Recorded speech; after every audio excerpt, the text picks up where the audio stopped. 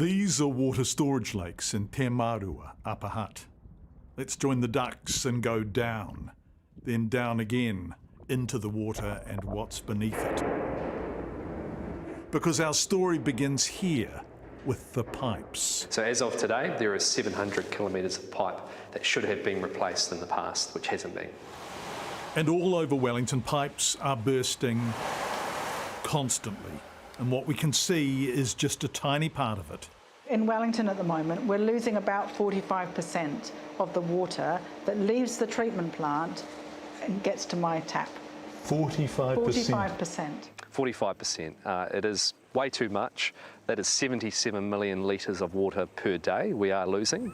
Yes, 77 million litres of this precious substance lost a day. And remember, that's just where Mayor Campbell Barry and I are, here in the Wellington region. Later in this water series, we cross these hills and talk to provincial mayors who'll tell us it has been a ticking time bomb for New Zealand, and the fuse is getting very short. Do we have any idea, really, of the scale of the problem? I suspect we don't. We're back in Wellington. This is the Seaview wastewater treatment plant. If you're in parts of the capital and you flush the loo, it begins a journey to here. First, it gets to these giant filters, or sieves, now decades old. Then it heads out to the tanks for biological and ultraviolet treatment. Rebuilding is prohibitively expensive. And if you're trying to find replacement parts, you've got to find them that are going to fit these old pieces of kit. Most of us, roughly 85%, are connected to council water supplies and wastewater treatment plants like this one.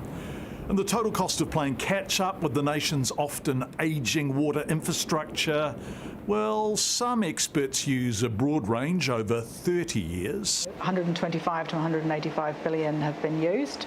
I mean, that's a couple of years old, so that's probably higher. The best place to look at is looking at council's long-term plans, and I think in 2021, that number in the next 10 years at that point was somewhere in the region around $36 billion of investment required. Which is explosively confusing, but somewhere between $3.6 and $6 billion a year, every year, for many years.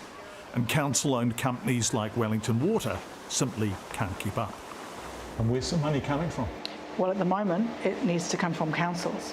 And councils don't have it, right? And councils don't have it. I fear that over the next 10 years, if we don't find a solution on this, we could have smaller rural provincial councils basically go bankrupt. Where are we? We're standing here in Eωna. And what is behind you? So this is the Eωna wastewater ponds that you can see, and as you can smell, there's nothing but fresh air here. Not necessarily a tourist spot you'd pick to visit, but down this off-the-beaten track, there's a poo pond or wastewater treatment station that tells the story of so much of this country's rural water infrastructure. Why? Well, first, the numbers. The service is 252 homes. And you can see many of them. There's the pond we're visiting, bottom left. There's the town above it to the right. But look at what's also appearing in view, bottom centre. A river, right next door to a sewerage facility. So where we're standing here, this is in excess of 50 years old. Would it be what you'd build today? No, it wouldn't. Would it be the location that you'd build today? No, it wouldn't. And yet here it is, emblematic of an infrastructure largely built when we didn't know or do better. Expensive to replace because you need to buy the land before you build the plant. Costly to maintain to ever-changing standards for 252 homes. And there's versions of this throughout the country. And if we get it wrong... If you don't have the barriers in place for your drinking water, then ultimately people can get sick. Queenstown. People can die. Have a look north. We've come up State Highway 2 to the town of Woodville, where the water treatment plant looks like the relic it is. Tararua District Council's been modernising it, better filtration, ultraviolet screening. It's flash, but it's also expensive. How many ratepayers do you have in Tararua? In the Taurua district, we have 10,200 ratepayers paying for 7 wastewater treatment plants, 7 water treatment plants, 39 consents and 4,000 consent conditions. It's a lot. It's such a lot that communities like Tararua find themselves at a crossroads. They can't afford the work required, they can't not do the work required. And last week we attended a council meeting where they were told exactly that. We understand that what we're putting in front of you cannot be actually done by this council. We are not financially in a position to do so, and that in itself is the challenge. For the country, not just in the Taurua district, this is over the entire country that they'll be facing these challenges. So these were maps that my wife actually gave to me when I came into the job. I love her dearly, obviously. But we start out at the coast. Family and rangiteke, the loves of Andy Watson's life. To stand with a map side is to hear geography made poetry. And we come into Bulls, and slowly as we make our way through, you come up through our towns, so you get into the Martins and the Huntervilles. And on he goes, town to town, the story of the district and the country and of water.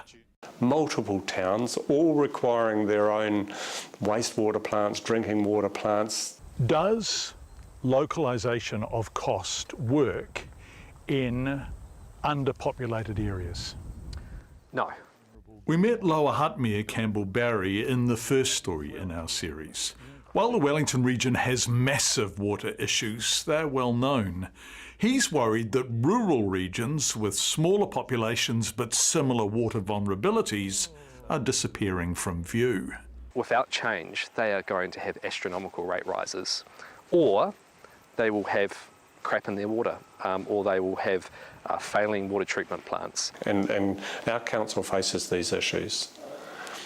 Now, we're operating outside of compliance or consent on some of our plants, but at least we've negotiated a pathway and allowed funding to get there.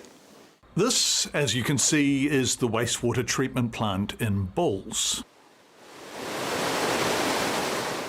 And this is the Martin wastewater treatment facility. Now, they're 14k apart. So, rangiteke is joining them together by pipe, which means that rather than struggling to keep 2 plants compliant, they can do 1 plant really well. We believe that we have a responsibility for 3 waters. We need to be compliant. We need to remove our wastewater streams from going to our beautiful Eωna. Tai happy. And unfortunately... Yes, here's the problem. Sometimes a community is so far from its neighbours that they aren't even on the map. And our current plant there is not compliant. We exceed the borders and limitations within our consents. It seems so simple.